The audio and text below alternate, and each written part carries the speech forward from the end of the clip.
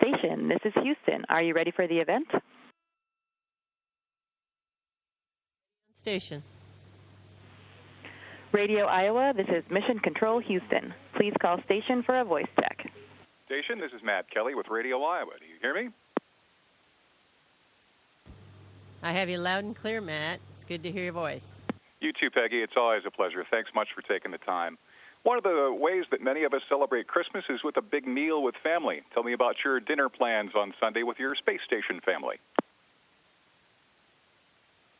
Well, we have a meal planned. We each of us kind of took responsibility for a different meal and made sure we had the appropriate types of food available. We're going to do kind of a combination between Christmas and New Year's. Thomas doing a French New Year's dinner for us, and Shane is providing us with a more traditional U.S. type meal for Christmas. But the one other special thing that we have is we brought up some frosting, and we're going to try and make some Christmas cookies. Basically, we have little cookies in packages, and we're going to try and decorate them. I think we should have a contest, but the guys don't seem too game on the contest idea.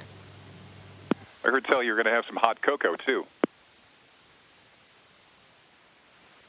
Yeah, we've got some hot cocoa on board, too. I saw on the video feed earlier you do have a little Christmas tree. Is there anything under the tree? I guess you can't exactly go out to Target and pick something up, but do you exchange Christmas gifts with the crew? Actually, we've got a few surprises planned for each other. We don't yet know what they are, but I had some stuff brought up with me in my crew preference bag, and so I'm looking forward to giving some gifts on Christmas. There was a video posted a few days ago where you talked about Christmas on the space station in the context of being able to, it was kind of Apollo 8-ish. You talked about looking out and seeing the entire planet in peace. Expand a little about that for me. Well, I think the perspective of our planet here is very special, and it does provide you with the sense that there is no boundaries, that, you know, we're a planet, we are a people, and it kind of reinforces the fact that we should be together and at peace. What about New Year's Eve for you in orbit? Is there, I guess there's no popping of champagne corks, or is it more kind of a time for reflection for you? No champagne corks. I don't know if we'll have any New Year's resolutions or not. We might. I'm not sure whether people are going to be worried about gaining weight or losing weight. Yeah, I was just going to ask you about resolutions. On your previous missions, there were only 2 other astronauts with you on the station, and now there's a crew of 6. Do you ever feel the need for more personal space this time around? And if so, how do you get it? Actually, well, since I flew the last time, we've probably increased the internal volume by almost 30%. So it's actually not really feeling very crowded at all up here. There's still many days where I work by myself in a module on a task, and the guys are in their own modules, and maybe one of the Russians will come down and ask, hey, where's Shane? And I'm like, I don't know. You have to go look. So we don't really feel too crowded here. Actually, it's very nice to be able to have an opportunity at meal times, usually lunch, but always at dinner time, to get together and talk and share what we were doing over the day and what was hard, what was funny.